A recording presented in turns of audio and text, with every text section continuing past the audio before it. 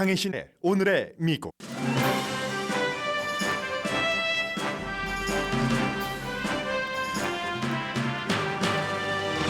케빈 맥카시 하원 의장이 가장 치욕적인 모습으로 미국 역사상 처음 하원 의장 자리에서 쫓겨나면서 미국은 더욱 불안정해졌습니다.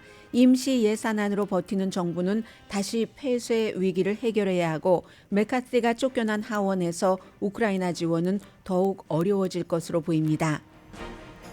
공화당 의원 4%에 의해 축출된 맥카시 전 의장은 다시 출마하지 않을 것이라고 밝혔고 출마를 저울질하는 공화당 의원 가운데는 이미 좀 전에 출마 선언을 했습니다.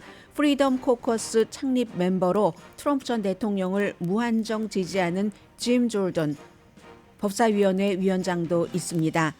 반면 트럼프 전 대통령이 아니면 어느 후보에게도 하원 의장 자리를 투표하지 않겠다고 말하는 공화당 하원 의원도 있습니다. 트럼프 전 대통령은 사기 민사재판 사흘째인 오늘도 법정에 출두했습니다. 판사는 판사의 스텝 신원을 공개하고 비방한 트럼프에게 개그 오더 함구령을 내렸습니다. 63%의 미국인이 민주당도 공화당도 아닌 제3당을 원한다는 갤럽 여론조사 결과가 나왔습니다. 양당이 적절한 국정 운영을 한다고 답한 미국인은 30%뿐입니다. 캘리포니아주에서 가장 크고 가장 좋은 헬스케어 시스템으로 자타가 인정하는 카이저 퍼머넌트가 오늘부터 사흘 동안 미국 의료계 역사상 가장 큰 규모의 파업을 합니다. 노조원들은 코비드 당시 엄청난 헌신을 했지만 그에 따른 대우를 받지 못한다고 주장합니다. 30년 고정 모기지 이자율이 7.5%를 넘으면서 모기지 신청은 1995년 이후 가장 낮아졌습니다. 올해 노벨 화학상은 미국에서 활동하는 3명의 과학자가 공동 수상자로 결정됐습니다. 2명은 미국인, 1명은 러시안입니다. 2023년 전국 도서상 후보작 25개 작품이 오늘 발표가 됐습니다. 한인과 한국인도 포함됐습니다. 시 분야에서 아시안계 인종차별을 시적으로 해부한 모니카 륜 씨가, 번역 부분에서는 자본주의와 가부장제 등을 다룬 저주 토끼의 작가 정보라 씨가 후보에 올랐습니다. 로스앤젤레스 시간으로 오늘 아침 11시 20분경에는 전국적인 비상경고 시스템이 휴대폰과 라디오, 텔레비전 방송을 통해 발령됩니다. 전국적인 수준의 날씨 등에 대처하기 위한 이머전시 시스템 발령입니다. 여러분 안녕하십니까? 오늘의 미국 강혜신입니다. 어제 오후 한 2시경에 치욕적으로 연방 하원 의장직을 시작을 했었던 케빈 맥카시 의장이 치욕적으로 연방 하원 의장직에서 쫓겨났습니다. 96%의 공화당 의원들은 그가 계속 의장직에 있어야지 된다고 했는데 4% 단 8명이 221명 가운데서 8명이 반대를 해서 하원 의장 자리에서 쫓겨났습니다. 물론 민주당 의원들도 다 그가 하원 의장 자리에 있어서는 안 된다라고 했으니까 공화당 의원 8명이 민주당에 가세해서 96%가 4%에게 진 겁니다. 민주당이 원래는 좀 도울까 했는데 어제 회의를 하는 도중에 케빈 맥카시 하원 의장이 의사당 사건에 대해서도 팍스의 터커 칼슨과 함께 이거 관광객이었다 이런 얘기들도 했고, 그리고 물론 잘한 일들도 있습니다. 데스 실링 같은 것, 채무 상한선 같은 것도 올렸고, 더군다나 며칠 전에 연방정부 폐쇄를 막은 그 같은 일을 하기는 했지만 민주당 입장에서 볼 때는 꼭 막판에 본인에게 유리한 그런 상태에서 하고 그 전에 망가질 것은 다 망가뜨려 놨다는 얘기입니다. 더군다나 지금 바이든 대통령의 탄핵 재판까지 주도를 하고 있기 때문에 그런 케빈 맥카시와 같이 간다고 할 때 민주당에 득이 되지 않는다 하는 게 어제의 투표 직전까지의 민주당의 분위기였답니다. 그래서 민주당도 모두 그를 축출해야지 된다 했지만 결국은 이건 공화당에서 시작한 거고, 공화당의 자당의 의원 8명이 반대를 해서 의장 자리에서 쫓겨난 그런 역사입니다. 230년이 넘는 미국 의회 역사상 처음입니다. 1910년도에 이런 투표가 있었지만 그 당시에 하원 의장은 살아남았습니다. 그리고 8명 가운데 5명이 프리덤 코커스 소속입니다. 2015년도에 만들어져서 굉장히 극단적인 주장들을 하고 극단적인 아젠다를 공화당으로 가지고 나와서 울보 존 베이너 하원 의장이 정말 못하겠네 이 사람들이랑 이렇게 하면서 물러났고 그 뒤가 이제 폴 라이언이었죠. 하원 의장. 폴 라이언도 이 상태에서 공화당 하원 의장을 할 수는 없겠다 해서 본인이 사임을 했고 그 뒤에 이제 낸시 펠로시가 약간 다시 민주당으로서 다수당이어서 하원 의장을 하다가 케빈 맥카티는 15번이나 투표를 해서 그것도 겨우 트럼프 전 대통령이 뭐 프리덤 코커스 멤버라든가 극우적인 멤버들과 통화를 하고 나서 그만하면 됐다 해줘라 해서 하원 의장이 됐는데 역사상 가장 짧은 9개월밖에 하원 의장을 못하고는 그냥 그것도 그 당시에 하원 의장 할 때 단 한 사람만이라도 하원 의장을 쫓아내야지 되겠어 하면은 투표에 붙일 수 있도록 룰을 바꿨습니다. 공화당의 하원 룰을 그 룰을 바꾸고 나서 본인이 바꾼 룰에 따라서 본인은 그 자리에서 쫓겨났기 때문에 저는 가장 치욕적인 방법으로 쫓겨났다라고 얘기를 하고 있습니다.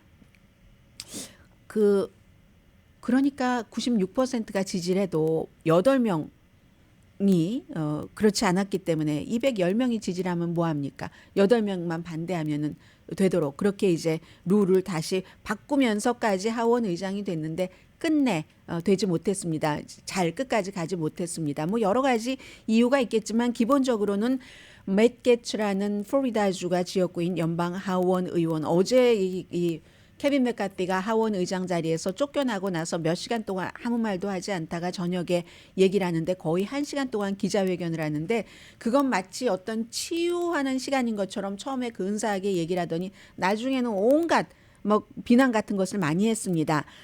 왜 그랬냐면 맷 게츠라는 그 의원이 본인의 성매매에 대해서 불법 마약 사용, 선거기금을 잘못 쓴 것 여기에 대해서 하원 윤리위원회가 조사하도록 케빈 맥카티 하원 의장이 허락을 했다는 겁니다. 이 가운데서 미성년자 성매매에 대해서는 연방 법무부에서는 수사하다가 중단했습니다. 왜냐하면 법무부는 웬만하면이 아니라 100% 기소를 할 만한 충분한 증거가 없으면 기소하지 않습니다. 그렇게 충분한 증거가 있고 기소를 해도 재판에서 지는 경우가 있는데 이 경우는 뭐 시일도 지났고 뭐 여러 번 돈이 건너서 지급이 됐기 때문에 연방 법무부는 수사를 중단했는데 의회의 하원 윤리위원회에선 계속 수사를 한다. 이건 전적으로 하원 의장 손에도 달려 있는데 그렇다 해서 개인적인 복수였다 하는 게 케빈 맥카티 의장의 얘기고요. 아무튼 케빈 맥카티 의장이 마지막에 물러나면서 9월 30일에 연방정부 폐쇄되기 몇 시간 전에 새로운 안을 내놔서 공화민주 초당적으로 한 것. 그 정부 폐쇄하지 않도록 한 것. 본인은 그 일에 대해서 굉장히 옳은 일을 하는 것이 언제나 쉽진 않지만 꼭 필요합니다라고 강조를 했습니다. 본인의 물러나는 하원 의장으로서의 업적을 말한 거죠. 케빈 맥카티. Doing the right thing isn't always easy, but it is necessary. I don't regret standing up for choosing governance. 그렇게 정부가 제대로 운영되기 위해서 그 같은 선택을 한 것에 대해서 후회하지 않는다고 했죠. 그게 나의 책임이고 나의 잡이다. 그래서 민주당과 협상을 한 것을 후회하지 않는다. 맷 게츠는 민주당과 왜 협상했냐 예산안 뭐 이런 걸 얘기를 하지만 케빈 맥카티는 본인을 축출하기 위한 투표를 한 것은 예산안의 문제가 아니다. 개인적으로 복수한 것이다. 이렇게 얘기를 합니다. 오늘 투표에서 졌지만 떠나지만 미국인을 위해 그동안 하원 의장으로 일해서 운도 좋았습니다. 아주 자부심 갖고 일했고요. 늘 하는 그리고 낙관을 갖고 떠난다고 했고 다른 매너로 좀 싸우겠습니다. 그리고 중요한 것은 케빈 맥카티가 다시 하원 의장 자리에 도전하는가 도전하지 않는가. 투표 있기 전에는요. 절대로 포기하지 않는다고 했거든요. 그런데 8명이나 원래 이제 6명이 찬성표를 던지면 축출되는 건데 거기에 2명이나 더 되니까 그리고도 민주당도 한 명도 자신을 도와주지 않았기 때문에 이번에는 또 트럼프 전 대통령도 도와줄 리가 없을 것 같고요. 왜냐하면 맥카시와 모든 것이 일치하지 않지만 특히 우크라이나에 대해선 케빈 맥카시 하원 의장은 우크라이나를 지원해야 된다는 입장이고 트럼프 전 대통령은 푸틴 쪽에 서 있기 때문에 그래서 아마 본인이 다시 출마를 해도 선출되지 않는다고 믿은 것 같습니다. 재출마하지 않겠다고 선언했습니다. I will not run for speaker again. I'll have the conference pick somebody else. I hope you realize that every day I did the job, regardless whether you underestimated me or not, I wanted to do it with a smile. 나를 그 과소평가하든 아니든 저는 이 하원 의장으로서 일하면서 언제나 그 웃음을 잃지 않으려고 그러면서 일했습니다라고 얘기를 했고 8명은 보수주의자가 아니다. 이 사람들은 유명세를 노린 것이고 모금 활동하기 위해서 그랬다 뭐 등등. 그런데 공화당이 축출했는데 케빈 맥카시 하원 의장이 나중에 가면은 또 낸시 펠로시 하원 의장을 비난합니다. 원래 1월 달에 본인이 하원 의장에 선출되지 못하고 있을 때 낸시 펠로시에게 그 당시에 이제 하원 의장을 바로 직전에 지냈으니까요. 이렇게 한 사람만 투표를 하자 하더라도 하원 의장 자리를 축출할 수 있도록 룰을 바꾸자고 하는데 이거 참 곤란합니다 했더니 낸시 펠로시가 걱정하지 말고 그냥 해주세요. 우리가 도와드릴게요. 이렇게 얘기를 했다는 겁니다. 그리고는 어제 민주당에서 도와주지 않았다는 거죠. 근데 민주당은 그 이후에 1월부터 지금 그 9월까지 케빈 맥카시가 했었던 일이 민주당이 극도로 싫어하는 일만 했으니까 민주당 의원들은 절대로 도와줄 수가 없다 해서 이제 결국은 도와주지 않기로 결정을 한 것이고요. 존 베이너처럼 못하겠다. 이런 구성원들 가지고는 폴 라이언은 이 하원의 구성원도 그랬지만 트럼프 전 대통령과 굉장히 다른 면도 있었겠죠. 본인도 이제 의원직 자체를 계속 가지고 갈 것인가 아닌가에 대해서도 뚜렷하게 말하지 않았습니다. 그리고 케빈 맥카시는 캘리포니아가 지역구입니다. 본인이 지명을 했어요. 아주 가까운 패트릭 맥켄리 노스캐롤라이나주의 금융서비스위원회의 위원장입니다. 지금 대행을 하는데요. 지금부터 어떻게 되냐면 오늘부터 휴회입니다. 할 일이 없습니다. 대행이 있기 때문에 하원의장 기술적으로는 이 일을 다 할 수가 있지만 투표라든가 토론이라든가 이런 것을 의미 있는 것을 할 수 없기 때문에 전부 하원의원들 집으로 돌아갔거든요. 그리고 다음 주 화요일에 누가 이제 신임 하원의장직에 도전을 하는가 하는 사람들 도전을 하고 수요일에 투표를 합니다. 물론 민주당도 후보를 내죠. 소수당이긴 하지만 뭐 제프리 하킴스 현재 민주당의 하원 원내대표가 나가는 것은 너무 당연하고요. 그래서 다음 주 화요일까지는 이제 일단 하원은 조용할 텐데 지금 나온 사람은 어제 먼저 그 공화당의 서열 2위인 스티브 스칼리스 전에 그 야구 시합하다 다치고 했었던 사람 총 맞고 나중에 다 회복되고 그리고는 이제 이 사람을 주목을 해야 됩니다. 프리덤 코커스의 정말 극우적인 그런 그 초대 프리덤 코커스를 만든 초대 의장 오하이오주가 지역구인 짐 조르단 법사위원장 지금도 바이든 대통령 탄핵에 가장 앞장서는 사람입니다. 오늘 아침에 그냥 모자를 탁 던져버리더군요. 여기에 나가겠다. 원래는 나가지 않는다고 했거든요. 그런데 어제 케빈 맥카시가 쫓겨나고 나서 사람들이 그 주변에 가서 뭐 얘기도 하고 하니까 조금 용기를 얻었는지 아무튼 그렇습니다. 그래서 지금부터 원래 케빈 맥카시 체제로 간다 할지라도 정부 폐쇄를 하지 않을 수 있는 예산안이 임시였고 11월 17일까지 하는 건데 이거 어떻게 될지 알 수 없고요. 왜냐하면 일단 아무 일도 지금 못하고 있잖아요. 의장이 없어서 다음 주 수요일에 의장을 선출하고 나서 그것도 한 번의 투표로 선출이 될지 안 될지도 아직 알 수 없고 우크라이나 같은 경우는 이것 굉장히 중요한데요. 지금 케빈 맥카시가 의사당 폭동 사건이 일어나고 그날은 트럼프 전 대통령 책임이 있다고 했습니다. 그리고 나서 얼마 뒤에 마랄라고로 가서 확 절하고 킹의 반지에 키스를 하는 것처럼 하고는 뭐 좀 분위기가 바뀌었거든요. 그런데 우크라이나에 대해서는 절대로 트럼프 전 대통령과 같은 길을 가지 않았습니다. 블라디미르 푸틴을 히틀러에 비유를 했습니다. 지금 마치 1930년대처럼 행동을 한다. 오히려 케빈 맥카시 하원 의장이 조 바이든 대통령이 처음에 러시아가 우크라이나를 침공했을 때 굉장히 조심했잖아요. 러시아를 자극하지 않으려고 무기도 단계별로 지원을 하고 그랬었던 것을 비난을 했었던 사람입니다. 그러면 이처럼 지금 공화당에서는 아니 돈을 왜 거기에 써야지 돼? 하는 사람들이 많은데 이 같은 생각을 하는 의장이 쫓겨나고 누가 오더라도 우크라이나에 대한 지원을 공화당에서 하원에서 케빈 메카티보다 더 하자고 하는 사람은 아마 쉽지 않을 것 같습니다. 그래서 이 문제도 굉장히 중요하고요. 그리고 마조리 테일러 그린 의원은요. 아니 나는 트럼프가 아니면 하원 의장에 누가 나와도 투표하지 않겠어라고 얘기를 하는데 물론 하원 의장이라는 자리가 꼭 지금의 하원 의원 정치인이어야지 된다. 그 의회 안에 있는 정치인이어야지 된다는 건 아닙니다. 그렇지만 불가능한 얘기잖아요. 트럼프 전 대통령은 대통령에 나간다고 선거 캠페인을 하는데 아니 대통령도 하고 하원 의장도 두 개 다 하나요? 오늘도 지금 법정에 가서 앉아 있던데 그만큼의 맹목적인 트럼프 추종을 얘기한다고 보여지고요.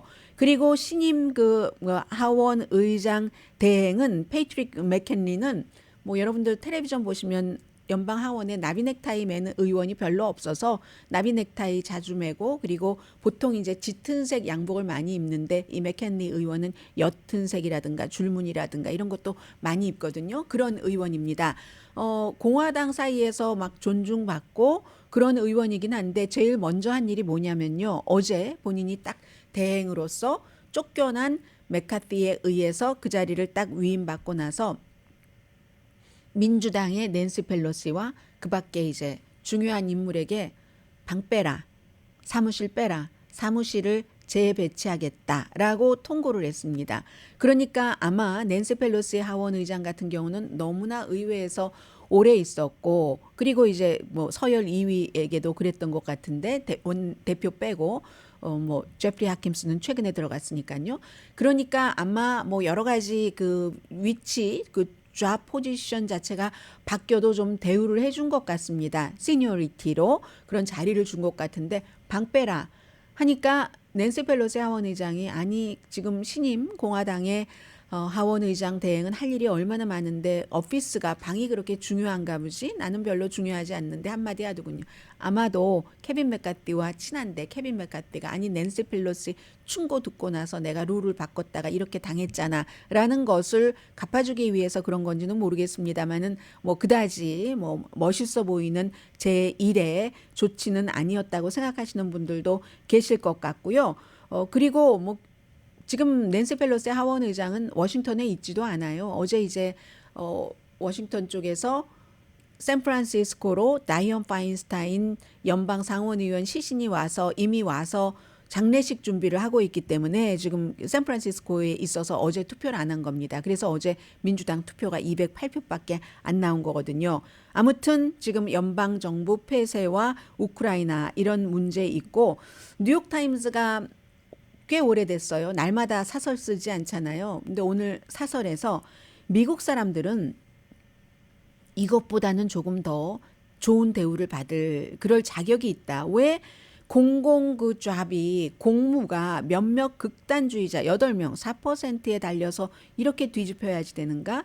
그게 바로 이제 미국의 의사당은 좀 높은 위치에 있지만 사람들이 깔보는 거, 밑으로 내려다보는 무시하는 거 그런 게 바로 이런 거다. 세계의 등대가 돼야지 될 미국의 민주주의 의회, 민주주의의 보루인 의회가 계속해서 이렇게 자해를 한다. 공화당이 이런 얘기를 했고요. 그리고 시작할 때와 끝날 때가 굉장히 달랐습니다. 케빈 메카티와 트럼프 전 대통령의 관계는 시작할 때는 어려웠지만 마지막에 트럼프가 도와줬는데 이번에는 도와주고 싶지 않은 건지 아니면 도와주고 싶지 못했을 수도 있습니다. 어제 본인에게 무엇보다 가장 중요한 돈과 연관된 사기 사건 재판 법정에 앉아 있었으니까 바쁘고 마음의 여유도 아마 없었을 겁니다.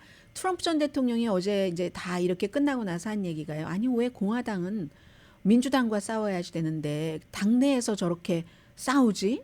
왜 단합을 하지 못하지?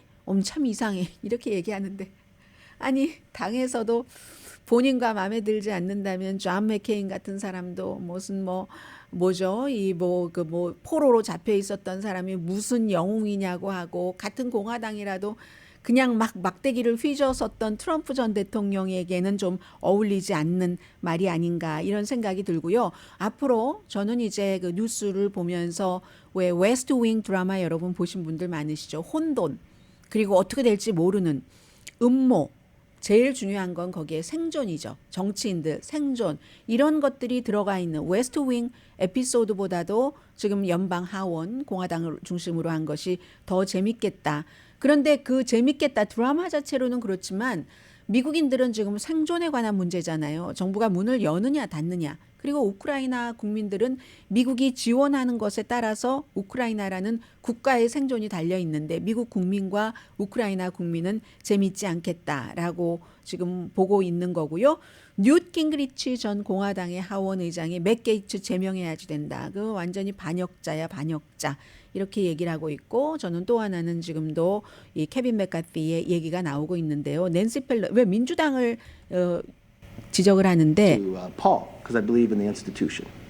I think today was a political decision by the Democrats, and I think the things they have done in the past. 네, 이런 얘기를 하잖아요. 지금도 얘기를 했잖아요. 민주당에 의한 정치적인 그 결정이다. 전에도 민주당은 그런 일을 했었다는데 이거 지금 민주당이 시작한 건 아니고 맷 게츠라는 공화당의 연방 하원 의원이 시작해서 공화당의 8명이 너 나가라 해서 쫓겨난 거지. 민주당이야 당연히 상대 당이니까 도와주지 않은 것을 왜 안 도와줬어 할 수 있을지 모르지만 민주당에 의한 정치적인 축출이다. 이렇게 얘기하면은 이 케빈 맥카티가 뭐 정치인들이 가장 멋있을 때는 내 탓이요 하는 미아쿨파잖아요. 그리고 본인 탓도 있고 본인의 실력과 본인의 설득으로 하원 의장이 된 게 아니라 트럼프를 업고 됐는데 그 뒤에 트럼프가 다시 그 업어주지 않으니까 그 자리를 내놓게 된. 그래서 사실은 국가적으로도 망신이죠. 234년 만에 처음으로 미국에서 자신들이 그 뽑아놓은 그 하원 의장을 그 자신들의 당에서 상대 당이 아니라 자신들의 당에서 쫓아낸 이런 미국의 모습을 세계에선 참 이상하다. 정말 이상하다 하고 보겠죠.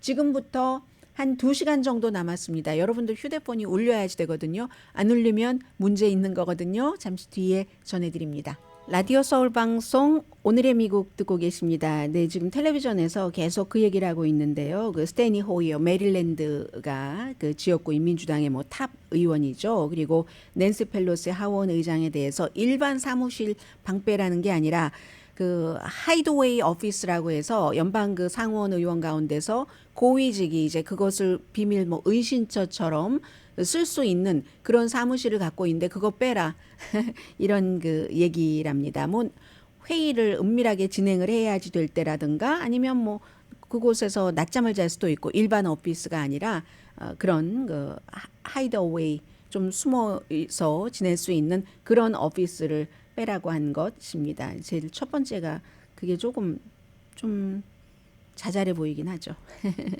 자, 오늘 아침 로스앤젤레스 시간으로 11시 20분경에는 전국적인 비상경고 시스템이 발령이 됩니다. 아마 여러분들 운전하시다가도 뭐 앰버 얼럿해서 많은 것을 받으시는데 아이들이 뭐 유괴됐다든가 이건 미국 전국적인 것이고 전국적인 것이 지금까지 여러 번 있었지만 사람들의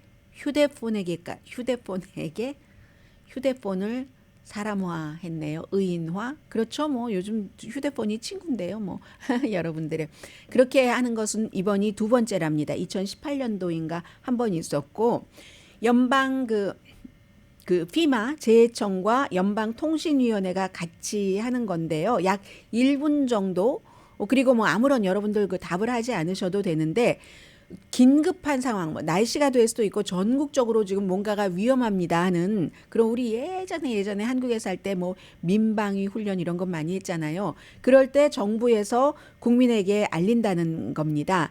그리고 여러분들 이 휴대폰의 언어를 설정을 한 것에 따라서 영어 아니면 스페니쉬는 되는 것 같네요. 아무런 그 내용에 당연히 영어로 써 있겠죠. 여러분들 받으시는 것의 대부분의 테스트입니다. 비상경고 시스템에 대한 테스트니까 어떤 조치도 하실 필요 없습니다. 그리고 이제 청각 불편하신 분들, 시각 불편하신 분들에게는 특별히 또 그분들이 알아볼 수 있는 특별한 신호라든가 진동이라든가 이런 것으로 보낸다고 합니다. 그리고 만약에 여러분들께서 이제 대강 시간을 12시 20분경으로 잡고 있는데 그때 통화 중이었다면은 통화가 다 끝난 다음에 이것도 운이네요. 비상사태가 발생을 했을 때 내가 만약에 통화 중이다 하면 그 비상사태에 대해서 통화가 끝나고 나서야 어떠한 것을 이제 알 수 있는 그런 게 되는 거고요. 그리고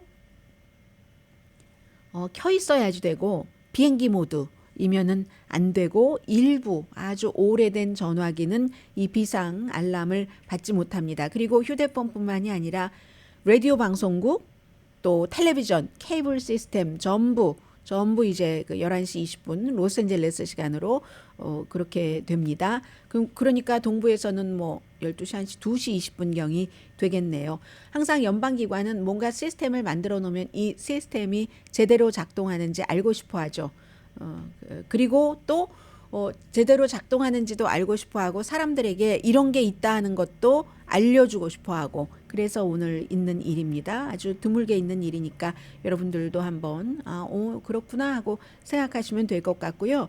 지금 이제 아직은 법정 모습은 보이지 않고 있는데 트럼프 전 대통령이 뉴욕의 법정에 오늘 사흘째 대선에 출마한 사람이 사흘째 법정에 출두했으니까 어젠가요? 그젠가요? 제가 말씀드린 왜 그런가 한 5가지 정도 너무너무 이게 중요한 재판인 겁니다. 트럼프 전 대통령에게는 그런 걸 그대로 볼 수가 있고 그리고 이제 어제는 재판하고 뭐 이러는 도중에서 아무리 그 판사에게 뭐 자격 미달이야, 뭐 골수 민주당이야, 아니면 검사에게 인종차별주의자야, 둘 다 나를 만연사냥하고 있어 이런 얘기를 할 때도 이 판사는 개그 오더를 함구령을 내리지 않았습니다. 그런데 트럼프 전 대통령 측에서 요즘 정말 많이 나간다니까요. 이 판사의 스텝을 건드렸습니다. 스텝이 그것도 이제 수석 클락이에요. 수석 클락을 건드리면서 그 수석 그 서기가 민주당인 척 슈머 연방 상원의 민주당 대표와 함께 마주보고 웃고 있는 모습 그러면서 걸프렌드라고 하고 이러니까 나를 이렇게 힘들게 재판에 가지고 오는 거야 라고 얘기를 했거든요. 그랬더니 판사가 사실도 아닌 거짓을 그렇게 뿌리고 특히 이제 그 법원의 서기 나의 스텝을 보호하는 거예요. 본인에 대해서 얘기했었을 때는 개그오도 안 내렸습니다. 그런 다음에 이거는 용납할 수도 없고 적절하지도 않다. 그러니까 함구령 아니면 뭐 감옥에 30일 가야 된다고 하던가요. 그런데 트럼프라고 이름을 얘기를 하지 않았어요. 이 재판에 뭐 아들들 둘도 있고 하니까 이 피고가 그런 일을 하고 그전에 그렇게 하지 말라고 이미 경고를 했는데도 그렇게 쓴 소셜미디어 같은 것을 엄청나게 많은 사람들에게 이메일로 뿌렸는데 더는 하지 마라. 더 하면 30일 감옥행이야. 이 정도로. 그런데 이게 이제 일반 사람들이라면 그럴 수 있는데 전직 대통령이 이런 말을 하고 이런 그 명령을 받고 한다는 게 굉장히 수준이 낮은 거죠. 지금 미국이. 그래서인지 63%의 미국 사람들은 민주당도 공화당도 아닌 제3당을 원한다. 오늘 이제 갤럽이 발표한 여론조사 결과입니다. 민주당과 공화당이 좀 적절하게 그래도 일하는 것 같아 라고 답한 미국인은 30% 뿐입니다. 아마 오늘 조사했으면 어제 연방 하원에서 4%의 의원이 96%의 의견을 물리치고 그 4% 뜻대로 의회를 맘대로 하원의장을 역사상 처음으로 내쫓았다. 이걸 보면 아마 지지율은 더 낮아졌을 것 같습니다. 제3당에 대한 그 지지율이요. 의사당 폭동 이후에 가장 높답니다. 그런데 의사당 폭동 때보다도 더 높은데요. 그때 뭐 60% 정도 됐었던 것 같은데 그러면 이건 무엇을 의미하냐면 지금 트럼프 전 대통령이 런치 브레이크를 떠나면서 얘기를 합니다. Take a look at what's happening with her. She hates Trump more than he does. 네, 누군가가 이제 again이라고 얘기를 하네요. 트럼프를 미워한다. maybe 개그 오더를 내린 그 케이스의 서기에 관한 건지 아니면 그 쉬라고 하는 것을 보니까 검사에 대한 얘기인지도 모르지만 만약에 개그 오더를 내렸는데도 그 똑같이 스텝에 대해서 얘기한 것이라면 판사가 어떤 조치를 취할지도 저는 상당히 궁금해지는데요. 어쨌든 의사당 폭동 사건 이후에 양당에 대한 지지는 지금 아주 최악으로 내려가서 이렇게 되면은 제3당 후보가 나왔을 때 조금 더 가능성이 있고 그렇다고 대통령이 된다는 건 아니지만 누구 표를 얼마나 더 많이 가져가느냐. 이게 이제 또 그 계산의 요점이 되겠죠. 코넬 웨스트라는 후보가 녹색당으로 등록을 했고 그리고 로버트 케네디 주니어도 최근에 민주당에서 전혀 지지를 받을 만한 그런 분위기가 아니니까 제3당으로 나갈 것이라는 암시를 이미 주고 있습니다. 그리고 노 레이블스 같은 데도 조 맨신 민주당인 버지니아가 지역구인 의원 같은 경우도 뭐 무소속 뭐 후보가 될지 이건 알 수 없는 일이고요. 아무튼 무당파가 공화당 민주당에 대해서 제일 만족하지 않습니다. 70% 공화당원 58% 민주당 46% 민주당이 양당제를 그래도 가장 많이 지지를 하네요. 미 전국과 디스트릭 오브 컬럼비아에서 1,016명을 대상으로 유선과 무선 여론조사를 했고 여기에 이제 그 무선 휴대전화가 포함되어 있기 때문에 오차 범위를 좀 넓게 잡았습니다. 4%포인트로 잡았습니다. 그리고 이제 어제 이 내용이 아마 하원 의장이 축출된 뉴스가 없었으면 굉장히 컸을 텐데 캘리포니아주의 다이언 파인스타인 연방 상원의원 자리에 라펀자 버틀러가 이제 취임 선서를 어제 했습니다. 의사당에서 선서를 했고 그리고 원래 카멜라 해리스 부통령 선거 캠페인 할 때 일을 도왔기 때문에 카멜라 해리스 부통령의 주제로 선서를 했고 제일 뭐 중요한 것 가운데 하나는 이 다이언 파인스타인 연방 상원의원 자리에 본인도 출마를 할 것인가 말 것인가 거기에 대해서는 얘기하지 않았습니다. 지금으로서는 당연하겠죠. 그렇게 말하는 게 다이언 파인스타인 연방 상원 의원의 레가시를 쫓아서 일하는 것과 주민 미국 사람을 위해서 봉사하는 것 이렇게 선서를 했는데 미국 상원에서 최초의 공개적인 흑인 여자 레즈비언 상원 의원이라는 거 이게 이제 역사를 어제 또 하나를 이룬 겁니다. 잠시 뒤에 카이저 퍼머넌트가 제가 얼마 전에 가서 참 병원 좋다라고 말씀을 드렸잖아요. 그런데 그 좋다고 느껴지는 병원에서도 속에서는 열심히 골맞는가 봅니다. 더군다나 미국의 뭐 8개 주하고 또 어디죠? 8개 주와 또 워싱턴 DC에도 있는데 캘리포니아주에 제일 많습니다. 그래서 아무리 카이저 퍼머넌트에서 파업하면서 영향 없을 겁니다라고 얘기해도 영향 있습니다. 잠시 뒤에 전해드립니다.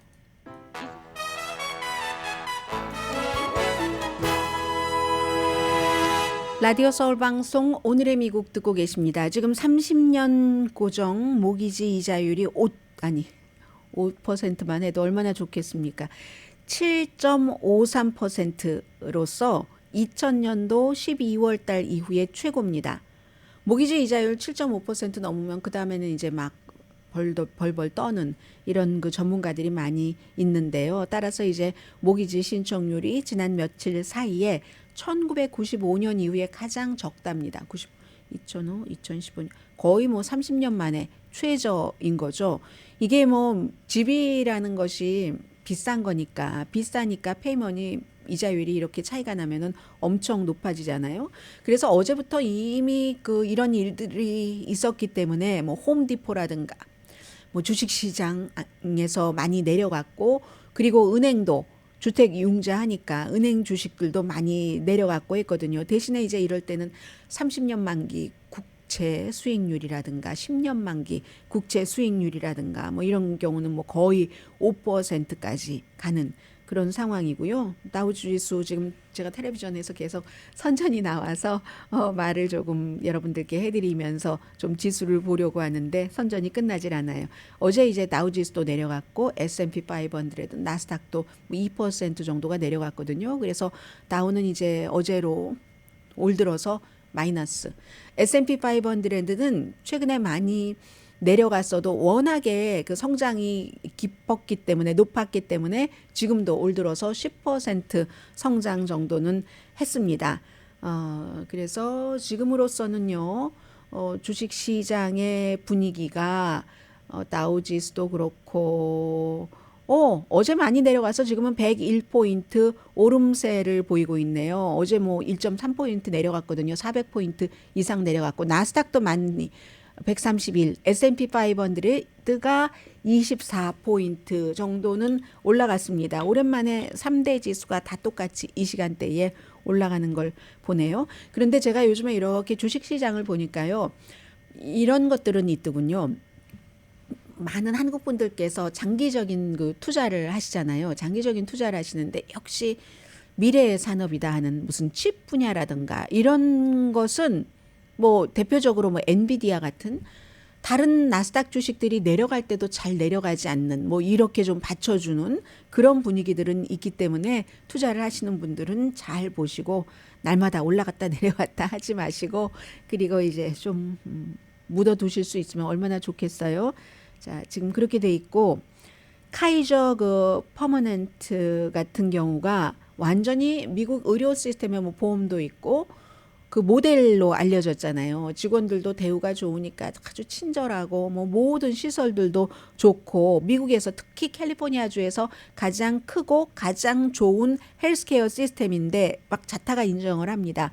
그런데 이제 오늘부터 사흘 동안 오늘 로스앤젤레스 시간으로 6시가 그 협상 마감 시간이었는데 안 됐기 때문에 파업을 합니다. 미국 의료계 역사상 가장 큰 파업인데 한마디로 비슷해요. 요즘에 파업하는 거 보면은 말하는 것들이 헐리우드의 작가협회도 그렇고 또 무슨 자동차협회도 그렇고 특히 의료계는 더하죠. 코비드 19 때 우리가 얼마나 헌신을 했는가. 일주일에 뭐 17시간, 20시간 정도 더 일하는 건 너무 당연했고 집에도 가지 못하고 아이도 돌보지 못하고 더군다나 그건 처음에 코비드 때는 생명을 내놓고 하는 것과 같은 그런 분위기였잖아요. 그렇게 엄청난 헌신을 했는데 대우를 받지 못한다. 그 당시에 그렇게 일하는 시간이 늘어났는데 사람은 늘어나지 않으면서 요즘 또 사람 구하기도 힘들고요. 이게 말이 되느냐 하면서 지금 뭐 그러는 거거든요. 그래서 카이저 퍼머넌트의 진료와 이렇게 노조들의 그 아주 그 독특한 파트너십으로 굉장히 오랜 동안 평화로웠었는데 2021년도에 로스앤젤레스 타임즈가 카이저 퍼머넌트도 그렇게 모든 직원들이 다 120% 만족하는 것은 아니야. 이런 보도가 나오고 나서 그때 파업할 뻔 했던 것을 일단 잠잠하게 했습니다. 그런데 그게 이제 2년까지는 끌었는데 안 되는 거죠. 그래서 여러분들께 지금 해당되는 부분들도 있을 텐데 6개 주와 원래 8개 주와 워싱턴 DC에 있는데 뭐 나머지는 너무 작으니까 아마 안 하는 것 같아요. 6개 주와 워싱턴 DC에서 7만 5천 명 이상의 카이저에서 일하시는 분들이 파업을 합니다. 그래서 1,300명 정도가 뭐 있는 곳이니까 전국에서 39개 병원이 있다고 하고요.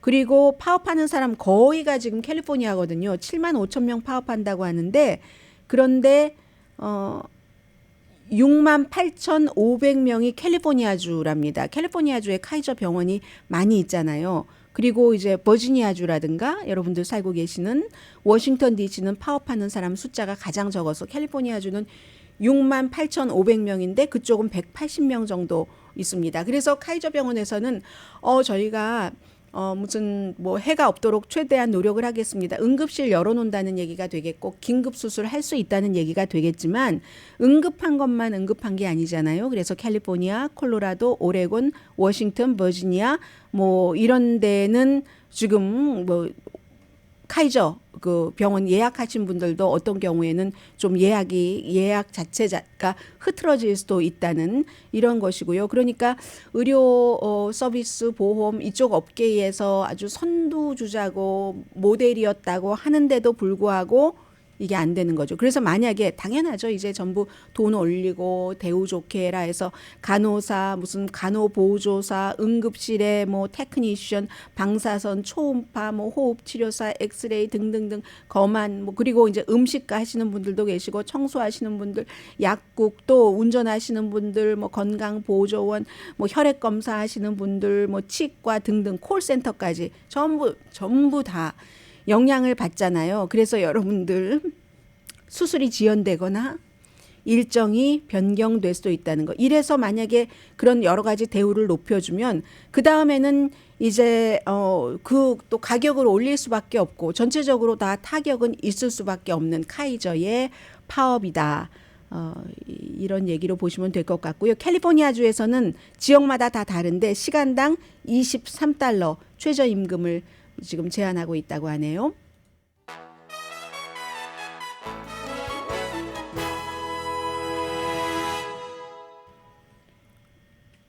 라디오 서울방송 오늘의 미국 듣고 계십니다. 네, 트럼프 전 대통령이 인신공격 같은 것은 대부분 안 한 것 같습니다.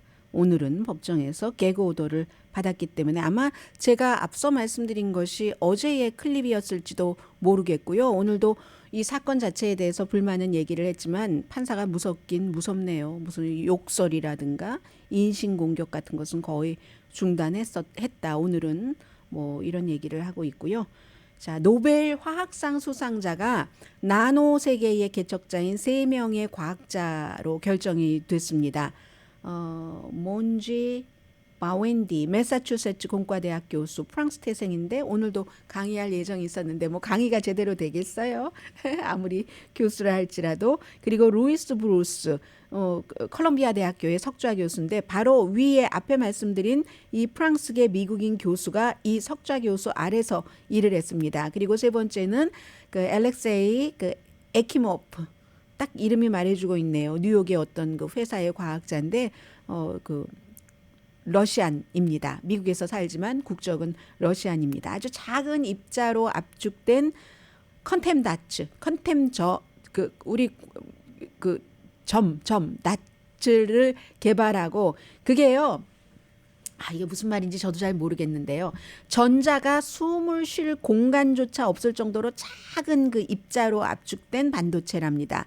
그래서 이제 이런 것들은 전통적인 어떤 그 결정체들은 분자 정도가만 돼도 큰데 이 그 퀀텀 그 나츠 같은 양자점은 퀀텀 나츠는 수천 개의 원자로 구성이 돼 있기 때문에 굉장히 아무튼 작답니다. 그래서 뭐 축구공과 뭐 예를 들어 지구의 차이와 마찬가지다. 무슨 뭐 분자와의 차이가 그 정도로 얘기하는데 그래서 우리는 이게 중요하잖아요. 그걸 가지고 뭘 하는데요?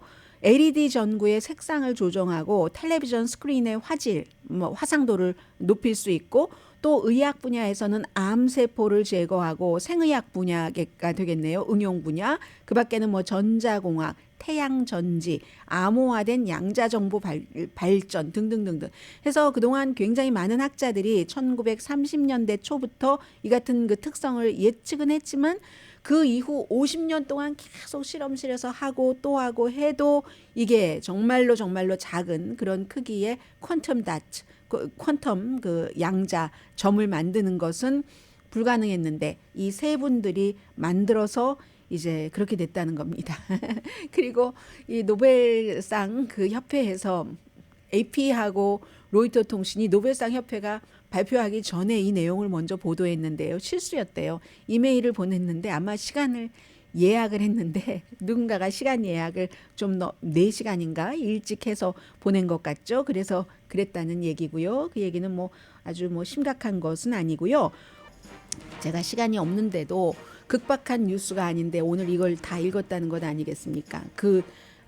또 추가까지 전국 도서재단이 11월 15일에 확실한 작품을 발표하는데 25개 최종 후보 작품을 발표했는데 2개가 하나는 한국에서 활동하고 있는 사람, 또 한 사람은 모니카 윤, 휴스턴에서 태어나서 자랐는데 미국의 인종차별 많이 얘기했고요. 한국에서는 번역본입니다. 저주 토끼, 부커상도 받았잖아요. 그런 보라 정 씨가 후보에 올랐습니다. 강희신이었습니다.